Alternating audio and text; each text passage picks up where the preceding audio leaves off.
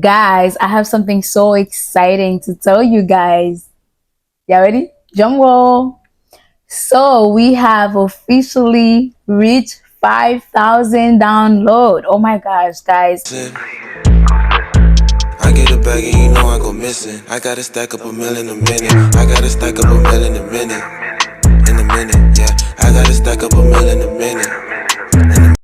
Hey guys, welcome back to the CWC. As usual, I am so excited to be here with you guys. I hope you guys had an amazing weekend and I hope you guys are enjoying this podcast episode so far. And guys, I have something so exciting to tell you guys. Y'all ready? Drum roll.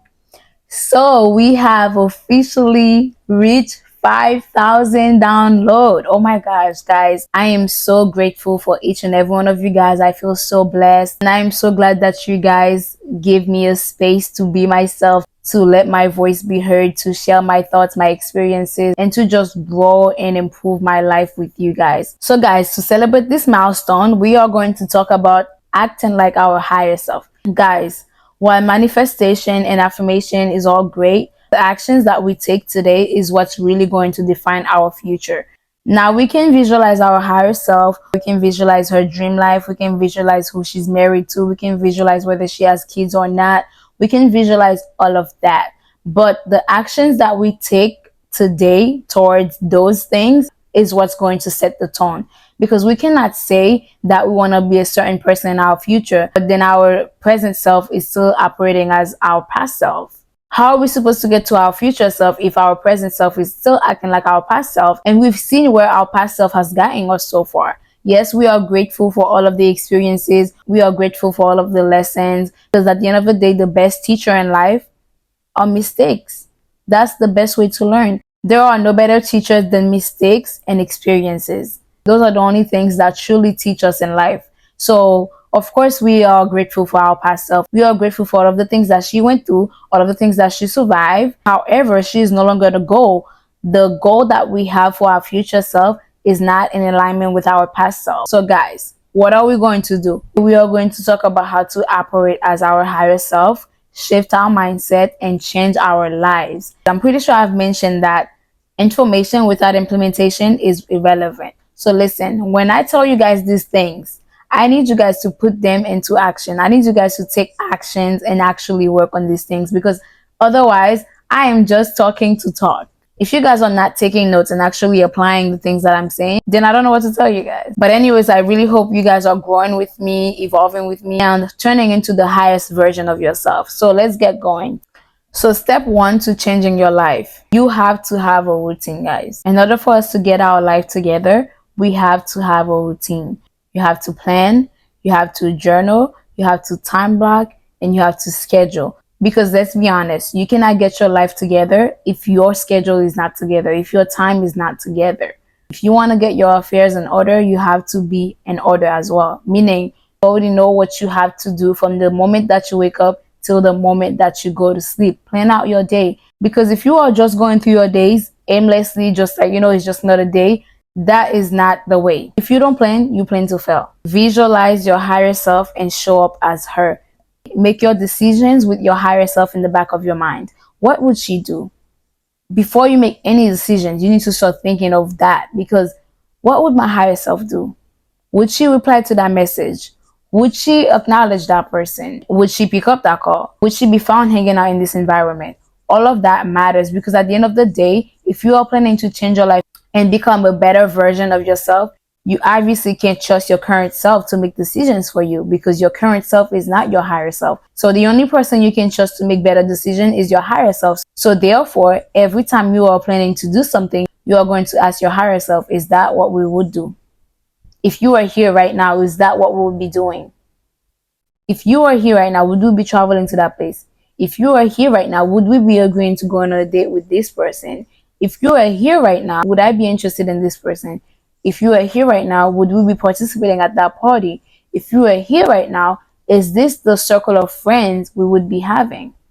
You have to ask her. Because at the end of the day, you can only show up to her doorstep as who you are right now, but she will not allow you to enter her life the way that you are. you are going to have to morph into her. Personally, I used to not be picky about who I become friends with because I was more focused on perceived as a nice person instead of focusing on who I give access to my energy, instead of being picky about who I give access to my energy. So it was more important for me to be nice than for me to have boundaries and be picky. For example, I've had some very insecure friends. I had some friends who were nothing like me with their mindset, their values, their morals. But because we had that one relatable thing, I felt like, okay, we could be friends. But in reality, what I was doing is that I was lowering my standards in order to be friends with these people because I wanted to be perceived as a nice person, somebody who doesn't judge and just be friends with anybody. But the reality is that high standards protect us from low quality experiences. Having high standard will save you from so many low quality experiences. And I'm talking about high standard in friendship as well as relationship. And I don't think friendship standards are talked about enough. We think that because somebody likes to dance, okay, we can be friends. She loves to dance. Or because somebody likes to drink, okay, she seems fun. We can be friends. No, you have to look deeper. You have to have a list of qualities that you want to see in friends. For example, right now, I know what I want in my group of friends. Now, I'm not saying that they have to be an exact replica of me, but I have certain qualities that I want in my friends. I want my friends to be confident. I want my friends to be ambitious. I want my friends to have goals in life. I want my friends to want better for themselves. I want my friends to be on top of their self development. I want my friends to be obsessed with their goals. I want my friends to be obsessed with growing, evolving, and bettering their lives because that's the road that I'm on. Now, I know that on the last couple episodes, I've told you guys that it is so important to have like minded friends around because, like I said, your surrounding will either break you or make you. They can either help you reach the surface or they can pull you down and drown you. So it is crucial that you choose who you are surrounded by, especially on your journey to success. You got to cut your past loose. A lot of times we are unable to move forward with our lives and move on to our future. It's because we are incapable of letting go of our past. We are still fantasizing about our past. We are still romanticizing our past. When the truth is, if our past was that good for us, it wouldn't be our past. We would still be living that life. We would still have that same group of friends. We would still be in that relationship if it was good for us. But obviously it wasn't. Obviously we had to evolve. We had to grow out of that situation. So why would you be romanticizing something that is done? Why would you be romanticizing something that is in the past? It does not make sense. You have to cut loose. For example, I've had some very insecure friends, and those kind of friends, every time I would be in their presence, I always felt like I had to lower myself in order to reach their level because I didn't want to offend them. I didn't want them to think that I think that I'm better than them because I didn't think that I was better than them. I simply knew that I wanted more out of life than them. It's just that I know myself. I know that I'm confident. I know that I will walk in any room with my head held high and not have an issue with that. Whereas those friends, they were self-conscious. They would walk in a room, looking down on their phone and not paying attention. Those kind of friends, they would see my confidence as a threat. They would see it as a competition.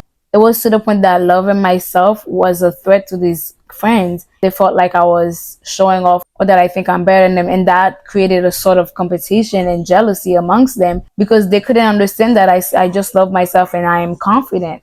Instead, they look at it, oh, she thinks she's all that. And that created a toxic environment to the point that I had to cut these people out because they were no longer serving me. It was draining. And when you're in that kind of environment, everything turns into a competition. So it's like if you talk about your success, now they're going to say you're bragging.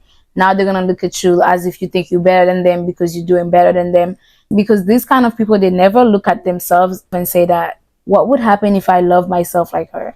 What would happen if I had her confidence? But instead, they just want to look at you as a competition. And in reality, you should be inspiring them. They should be looking at you as a motivation, inspiration, because they're like, you know what? I aspire to be as confident as you one day. I aspire to be as comfortable in my skin as you are one day. Those are the kind of things they should be looking at. But instead, they're not, which is why I said which is why I said that it is good to have friendship standards because it is going to save you from a lot of experiences that you don't necessarily have to go through. Certain experiences could have been avoided if we just do the work and just have a list of things that are non-negotiable and certain things that we can compromise. You can actually compromise on having a friend who isn't confident, but is that friend working on herself? Is that friend aware that she's not confident and she is working on getting there? She's working on her self-confidence and her self-improvement. That kind of friend you can deal with. But if you have a friend who has low self-esteem, who isn't confident, and they are not working on it, they are not making an effort to work on it to improve themselves, the only thing they're doing is being a victim, always victimizing themselves, saying, oh my gosh, I'm so fat, I'm so ugly, I'm so uncomfortable, I'm so out of my skin. Instead of trying to improve themselves and bringing up their self-confidence or self-esteem, they're just victimizing themselves, saying that they are so unlucky. These people, they are always blaming everything about themselves on something or somebody. They never take accountability and say, you know what, okay, so what, I'm not that confident about something. Because we all know our insecurities. We all have them. None of us are perfect. We all have flaws. We all have insecurities. But the thing is, are we working towards it? It's okay to not be perfect, and we will never be perfect, but are we working towards the things that we don't like about ourselves? For example, if we are insecure about something, why are we focusing on that one thing that we are insecure about when we have so many other beautiful things about us, positive things about us that we could be focusing on? So why do we always focus on the negative part of ourselves? For example, if I know that my eyes are not my favorite part about myself, why am I focusing on my eyes when I love my lips? That's just an example, guys. I have beautiful eyes and I love them. But it's just an example. So why are we focusing on our eyes when we could be focusing on our beautiful lips, our beautiful nose, our beautiful natural nails, our body, the fact that our body has been sustaining our souls for so long and doing a good job at it. We have so much to be grateful for. Our smile, like we have so many other things that we could focus on instead of those eyes that we are not that confident about. We may not hate our eyes, but we're not that confident about it.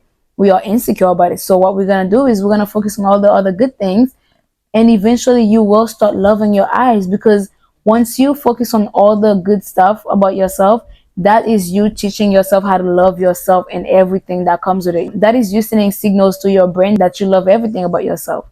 The minute you accept you and everything about you, that's when your life starts to change. That's when you really are on the way to your best self, because you already know you are a masterpiece. When you truly believe that you are a masterpiece, you're not gonna find anything to fix. You're not gonna look at it and be like, okay, I think I need to fix this. Okay, I think this needs to be fixed now. You don't look at those things because you already believe that you are a masterpiece. It's like having the most beautiful piece of art. If you have a piece of art in your house and you truly believe it is a beautiful piece of art and it was worth every dime that you spent on it, are you going to be staring at it, poking and peeking, trying to find something to fix about it? Or are you just going to sit there and admiring it every time you look at it? Every time you look at it, you are going to be admiring it. You're not going to be looking for flaws in it. Spend your time loving it. You spend money on it because you believe it was worthy.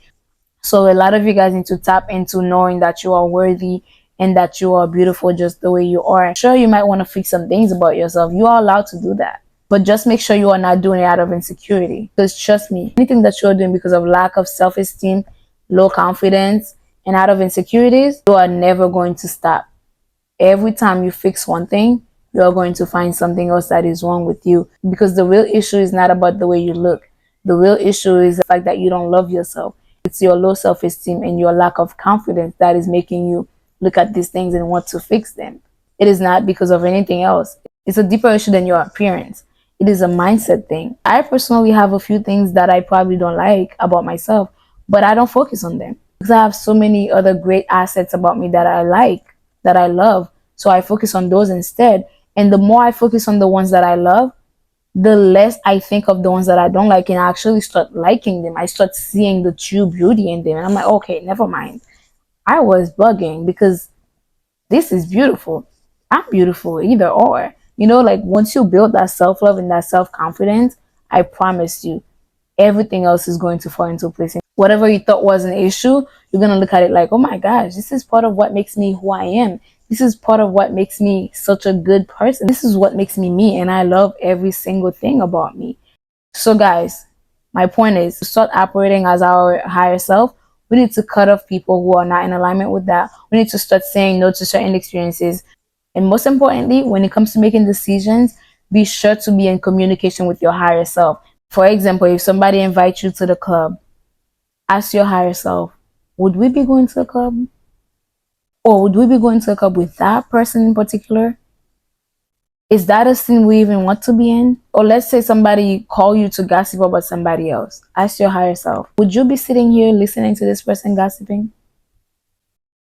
Would you be giving them an ear? And would you be adding to it and having this conversation with them? You have to ask your higher self those questions, because I promise you, once you start moving like that, you are one step closer to your higher self. You are going to start realizing a lot of things that are actually not in alignment with your higher self. And by practicing that kind of behavior every single day, it's going to quickly get you to your higher self, because by operating like her is how you become her. And that's why a lot of time people say fake it till you make it. And listen, that phrase that phrase is the phrase, okay? Fake it till you make it. Now, it doesn't necessarily mean you literally faking a whole entire life. It simply means that you are showing up as your higher self. You're not her yet, but you are faking that you are her. And in doing so, you are slowly morphing into her. And by the time you actually become your higher self, you're not even going to realize it. You're going to be like, wait, when did I become her? It is because of every little step you've been taking and all the decisions that you've been making, the actions you've been taking. All of that is what led you to her. You're not even going to notice when you become her. You're just going to be her. And you're going to be like, oh my gosh. You're going to be shocked. You're going to be surprised. You're going to be surprised of how quickly you became her, simply because you took matters into your own hands and chose to show up as her. Why wait to become her when you can show up as her every single day right now? Why? Why wait to become her when you can literally be her right now? Show up as her. Do the things she would do. Travel to the places she would travel. Make the effort. Pay the little extra money that you have to pay for the experience. Everything that she would be experiencing, make the little effort to do it just like her. If you got to upgrade your flight, do that, because that's what she would do. You know she wants the best of the best. So do it. Little by little, that's how you become her. Little becomes much. So plant your seed and water them. Don't just plant your seed and then sit back and relax. No, you have to water your seed. Make sure they have the proper care needed in order to grow. And remember, happiness comes from within, and it is a daily chore, just like kindness. Make sure that no matter what you choose to do in life, is going to contribute to your happiness. And you have to focus on all of the positive things about yourself instead of that one little insecurity that you're letting bothering you. And that is an issue we've always had since the beginning of time. Adam and Eve had the entire world to themselves. But for some reason, they just couldn't stay away from that one little tree. Think of yourself as Adam and Eve. When you are focusing on that one little insecurity of yourself, when there's so many other things to focus on, you are literally repeating the same mistake that Adam and Eve made, which is understandable. You are the descendant after all. But I'm saying, look at it that way. What would you have done if you were Adam and Eve? I know a lot of us are thinking, wow, they couldn't stay away from one little tree so that we could all have a good life. They had to go eat it and ruin the entire human experience for all of us. I know some of us think like that, right? But the only difference is that's in the past. We can't fix it, and we will never be able to fix it. What we can fix is our thinking, the way we see life. I need you to look at life differently from how Adam and Eve looked at it. But anyways, I will leave you guys with this. I hope you guys take notes. I hope you guys are more mindful about who you give access to your energy. I hope you guys understand that it is a privilege to be in your presence. And I hope you guys understand that it is okay to have friendship standards, just like you have relationship standards. Because at the end of the day, your circle could make or break you. It is okay to not want to be friends with everybody. It is better to be respected than it is to be perceived as a nice person. I don't care what anybody says. I would rather be respected than having everybody saying, oh my gosh, she's so nice. She's such a nice girl. For what? Oftentimes, being nice gets you step over. People often take your kindness for weakness. So it is best to choose respect.